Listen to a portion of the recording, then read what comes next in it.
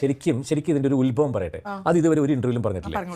ഓഹോ, അത് ശരി. ഇത്രത്തോളം ഇതിങ്ങനെ ഉണർച്ചി വശപ്പെട്ട് ആക്ട് ചെയ്ത് എങ്ങനെയാന്നുള്ളത് പറഞ്ഞുതരാം. എന്നോട് ക്ഷമിക്കുവാനിയാ. ക്ഷമിക്കാൻ ചേട്ടൻ എന്നോട് തെറ്റൊന്നും ചെയ്തില്ലല്ലോ. എന്നാലും ഒരു ക്ഷമ അഡ്വാൻസ് ആയിട്ട് നോട്ടാ.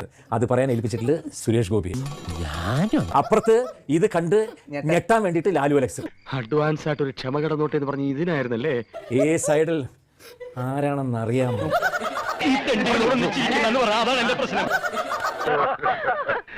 അപ്പോ ഓരോന്നിനും അവിടെ റിയാക്ഷൻ ആണ്. ആരാ എന്നും നിങ്ങൾ ഒരുമിച്ച് മദ്യപിക്കുന്നുണ്ടെങ്കിൽ ഇത് ആരാണെന്ന് നിങ്ങൾക്ക് അറിയില്ല അല്ലേ? ഇല്ല.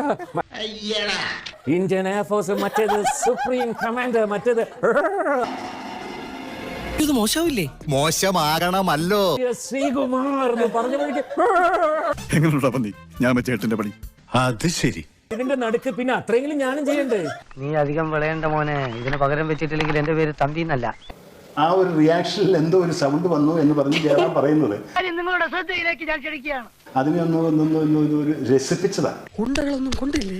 അല്ല, അതിനെ ഒരു കോമഡി പെർസ്പെക്റ്റീവിൽ കണ്ട് ജനങ്ങളിലേക്ക് എത്തിച്ചതാണ്. നീ വലിയവനാടാ, വലിയവൻ. അതിനു മുമ്പ് ജയറാം അറിയപ്പെടാൻ തുടങ്ങിയ ലാലു ലക്സറെ കാണിക്കുന്ന ഒരു പയ്യൻ അതും കൂടെ ഉണ്ട്. നിറഞ്ഞു. ഒരു പഴം കൂടി താങ്ങൂലേ? താങ്ങൂല. ഇതെല്ലാം എന്നെ വിറ്റുണ്ടാക്കിയേക്കണ പലതും.